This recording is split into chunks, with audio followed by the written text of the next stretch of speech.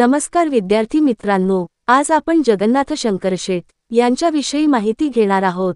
जन्म 10 फेब्रुवारी 1803, गाव मुंबई मुरबाड महाराष्ट्र, आई भवानीबाई। त्यांचा जन्म मुंबई दैवत ब्राह्मण कुटुंबात झाला। ते व्यापारी होते। त्यांच्या लहानपणीच त्यांच्या आईचा मृत्यू झाला। त्यांच्या वडिलांचा मृत्यू 1822 मध्ये झाला। त्यांच्या वडिलांचा हिरे जवाहराताचा व्यवसाय होता, त्यात मोठी संपत्ती मिळवली होती। नानासाहेब 18 वर्षांचे असतानाच त्यांच्या वडिलांचे निधन झाले। त्यांनी त्यांच्या संपत्तीचा उपयोग जनतेच्या कल्याणासाठी केला। त्यांना लोक मुंबईचे शिल्पकार म्हणून ओळखतात। शिक्षण मराठी, इंग्रजी व संस्कृत भाषा अवगत, त्यांचे शिक्षणावर प्रेम होते। त्यांनी सामाजिक, धार्मिक व राजकीय, आर्थिक कार्यात भाग घेतला। विद्यादानाखेरीज आमच्या लोकांचा उद्धार होणार नाही असे नानांनी एल्फिस्टन यांना स्पष्टपणे सांगितले।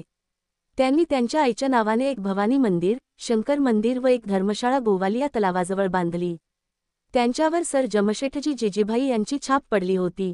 1815 मुंबईचा तत्कालीन गव्हर्नर सर यॉन जेपियन यांच्या अध्यक्षतेखाली रेव्हरंड जॉर्ज वॉन्स यांनी गरीब अँग्लो इंडियन मुलामुलीसाठी बॉम्बे एज्युकेशन सोसायटीची स्थापना केली होती।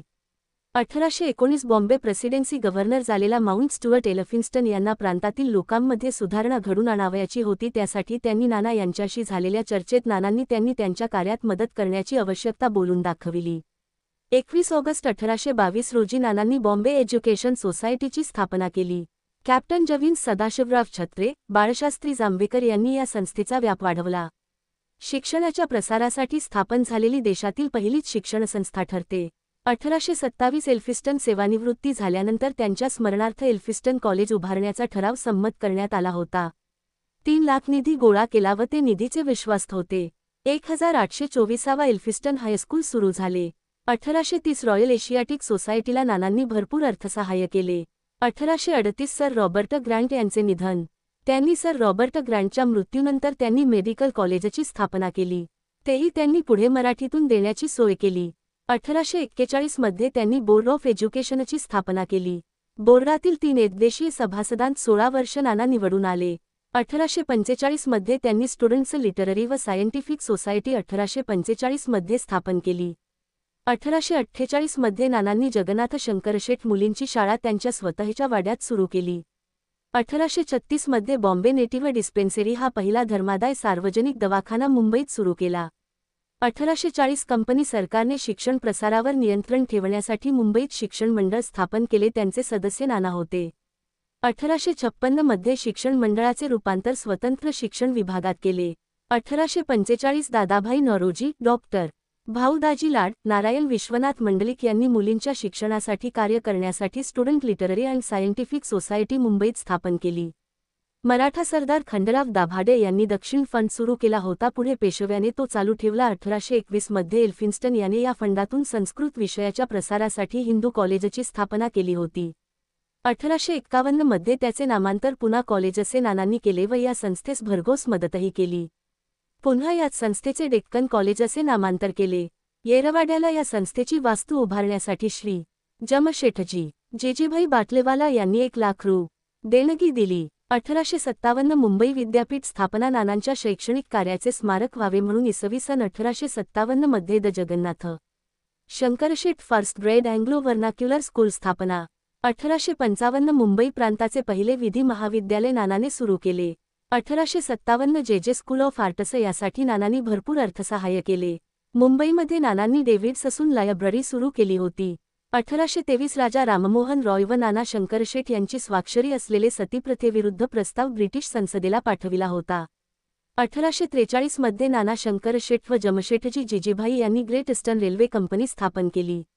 महानगरपालिकेत नाना आयुक्त असताना त्यांनी आरोग्य व्यवस्था, विहीर, तलाव अशा अनेक योजना अंमलात आणल्या।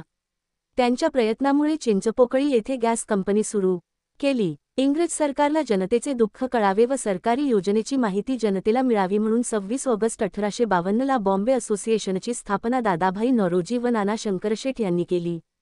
नाना हे कायदेमंडळावर पहिले हिंदी सदस्य होते।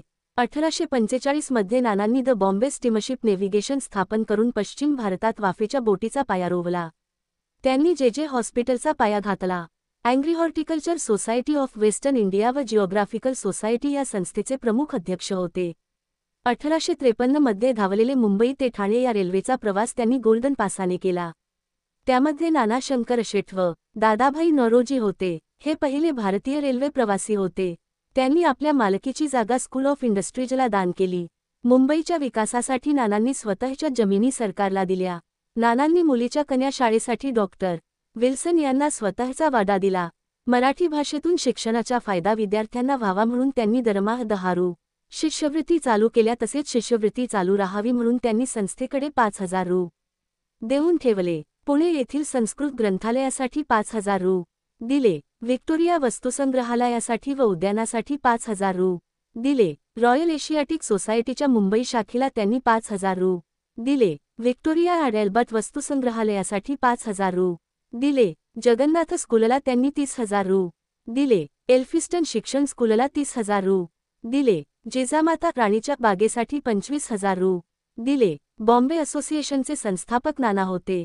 डेव्हिड रिफॉर्मेटरी इन्स्टिट्यूटचे अध्यक्ष, पोटसमिती व शिक्षण प्रसार समितीचे अध्यक्ष, जगन्नाथ शंकरशेठ स्कूलचे संस्थापक, हॉर्टिकल्चर सोसायटीचे व जिओग्राफिकल सोसायटीचे अध्यक्ष, बॉम्बे स्टीम नेव्हिगेशन कंपनीचे डायरेक्टर, ग्रेट ईस्टर्न रेल्वेचे संचालक सदस्य, बँक ऑफ वेस्टर्न इंडियाचे संचालक, कमर्शियल बँक ऑफ इंडियाचे संचालक, द कर्मटाईल बँक ऑफ इंडियाचे संस्थापक, बादशाही नाव्यग्रहाचे अध्यक्ष. मृत्यू 31 जुलै 1865 रोजी. पूर्ण व्हिडिओ बघितल्याबद्दल धन्यवाद.